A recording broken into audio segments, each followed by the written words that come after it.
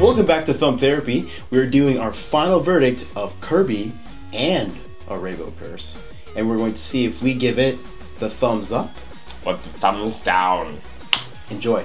Okay, so story for this one was pretty traditional Nintendo storyline. Let's be real here, guys. Has to be expected. Yeah, exactly. There's not really much they can do with a pink little puffball. So, basically what happened in this one, though, we've got two main characters. We've got Aline, the little paintbrush that essentially is what you play as. You're the thing essentially drawing the little rainbows. Yeah, through the style. Yeah, you basically are the thing that rides Kirby everywhere. So, you guide Kirby's life. Yeah, exactly. You are a nice little angel in his path, if you will. Making sure he don't die, but he dies sometimes. Yeah, quite often actually. Yeah, and you know, specifically because of those rainbow paths. But you know, that's in the gameplay section. So basically, Aline is best friends with this other character named Claycia, and Claycia likes to mold things with her hands, create nice little sculptures and things like that. And Aline likes to paint them.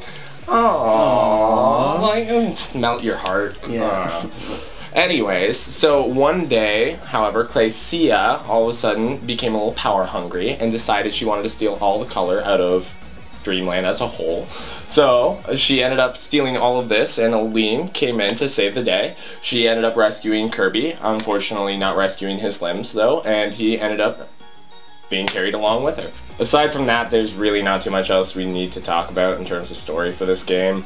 They did have some nice little classic homages to old Kirby games. Oh yeah, definitely with the first boss battle. Yeah, absolutely. Wispy Greens? Wispy Woods. Wispy yeah. Woods. Yeah, Wispy and they even had a frozen Wispy Woods in World 5 too, which is a bit of a rehash, but it's still kind of nice. That's what the worlds tend to do when you go on, like they're rehashing the other worlds. Yeah, after around World 4, I find that's when they pretty much just start to rehash all of the same bosses as well as the same gameplay mechanics from the first 4 worlds, just with a little bit more ramped up difficulty, essentially. Yeah. They also had some nice homages, though, with the older style animals as well from the original Dreamland series. When you transform into the actual vehicles in this game, you, for a moment, transform into the actual animals that they're supposed to be based off of, or at least the abilities that they're supposed to be based off of. Yeah, even just watching the creation of just being molded, like it's different from past Kirby games. Like you would just transform, it'd be like this white little beam of light. You would transform into whatever you transformed into, and it's just so cool. Now you just have the hands of God just sculpting you. Just sculpting you now. It's like, oh my god. Beautiful. It's beautiful. So, that being said, we can pretty much dive into gameplay since we pretty much just did. The first thing that I wanted to touch on was the rainbow travel mechanic, essentially. It's like the paint mechanic that you had in Canvas Curse. Similar to, yeah. Yeah, it's essentially the key thing that you use to actually move Kirby across the actual world, essentially. Yeah. Waddle Dees are they're more traditional gameplay that you play as, and this game is 5 players, so. Yeah, it gets crazy. Next gen. Take that. Wii U. Exactly, but yeah, that's the awesome thing is if you're not so much into being guided through the game, whereas Kirby is by what's her name again? Aline. Aline. You being guided with a paintbrush joke. Like there's no pun there. I feel like it should have been there. Yeah, I know, right? Like it's Nintendo. We're waiting for it, man. Oh. It should have been there. It could have been special. Maybe we're just like completely naive. I don't know. I just don't know. Like there's a very elegant name of like a paintbrush. Different language and they're just not. Yeah. LNA. Yeah, it just. With the Waddle Dees, like if you feel like you want to play more traditionally, you can let somebody else play as Kirby, and you can play the traditional sense because if that's your strength, the game lets you do that. 4 players can jump in and do that. Yeah, exactly. And it's classic platforming, jump up and down and everything. You don't get the special abilities, obviously, that Kirby had in the previous games, but it's still much more akin to regular Kirby platforming adventure. Yeah, and the co-op gameplay was actually a cool extra feature too, just because I found a lot of the collecting in this game because Sakurai loves collectibles in every game he makes, as anyone who's ever played Smash Bros. Knows. But he ended up making it very difficult in this one, especially with the control scheme of the actual rainbow travel paths and everything like that. So when you have somebody platforming in the classic sense, it allows you to get a lot more of those collectibles along the way, make it easier for a single playthrough or something like that if you are a completionist. I am when it comes to these games, so I liked it. So what do you think of the aesthetic then, Tim?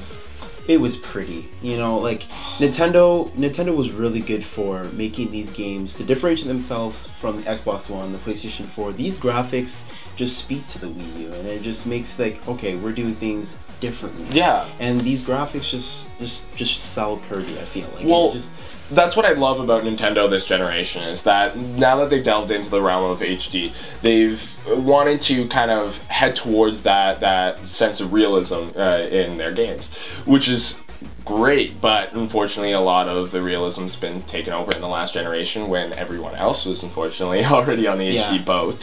So they ended up taking a completely separate route and tried all of these new textures with things like Woolly World, for example, where we get to see yarn, paper, you know, like Paper Mario. I know obviously that's been decades ago, but and I mean we even have with so many different creative styles that, you know, it just makes Nintendo. Exactly, yeah. It's beautiful. What can I say? Art. It's art. It's all that clay. You just want to smother yourself in it. I know, right? You just want to bathe and lather in it. You're looking at it and you can just smell that smell of Play-Doh from your childhood. Yeah, like, exactly. You just remember it's such a distinct smell. Like you can't get that out of your head. As soon as that clay, so good. So Nate, why do we think they chose clay for this game? Well, I mean, looking at Kirby's past, I mean, he's got a very, very, very strong history in transforming as a whole. And in terms of transformations and stuff like that, I mean, I feel like the number one thing we would go to even before yarn would be clay. It's so easily moldable and everything like that. On top of that, like from a more business perspective, I believe that part of the reason why they went for it was because they wanted to adapt an old gameplay style that worked really well for touch controls on a new HD format. So what better way, again, to do that than to use such a malleable, very fine, very detailed material. So there's a lot of stuff to find in this game. Can you touch on that? Yeah, there is absolutely crazy amounts of things in this game that you could collect.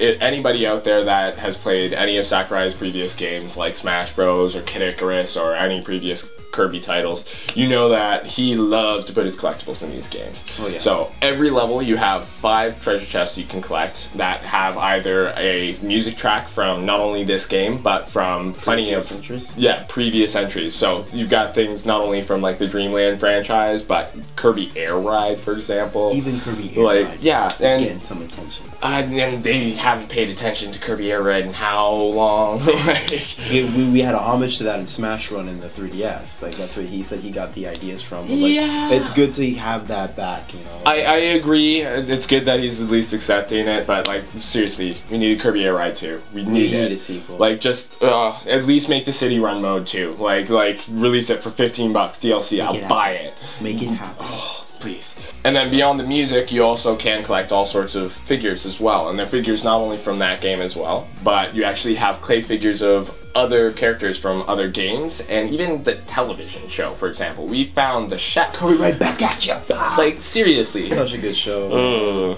Classic. Alright, and our final verdict on Kirby and the Rainbow Curse is? I would give it a thumbs up myself. I love the game. I love Kirby games and everything. Kirby games, granted though, are not the longest experience. So, of course, I'm not going to give it a 2 thumbs up unless they somehow pull an entire, 80-hour RPG experience out of it. You don't see that happening. Yeah. I'm giving Kirby and the Rainbow Curse a thumbs up because the game is just flat out fun. It's short but sweet, but you know, Nintendo is notorious for making games that are fun. And Nintendo did not fail with this one. Yeah, Nintendo always manages to switch up the gameplay style from level to level, I find, these days. Like, even though they do rehash the same concepts and the same IPs year after year, they always manage to put a little bit of a fresh twist on it. That's what I love about it. Every time. That's what makes it like, you don't get bored of seeing these faces because there's always a new layer, there's always a new gameplay mechanic that they add to these games, and Nintendo is just the king at doing that. Absolutely. Thanks for watching our final verdict on Kirby and the Rainbow Curse. Don't forget to slap the shit out of that subscribe button. Slap it, silly. To stay up to date with our most recent content. You know where to go. Our website. Peace. Cause it's the fucking truth, okay? You gotta love Nintendo, okay? They're the best. Okay? Fuck everybody else, man. The game industry ain't shit without Nintendo. Bang. Mic drop.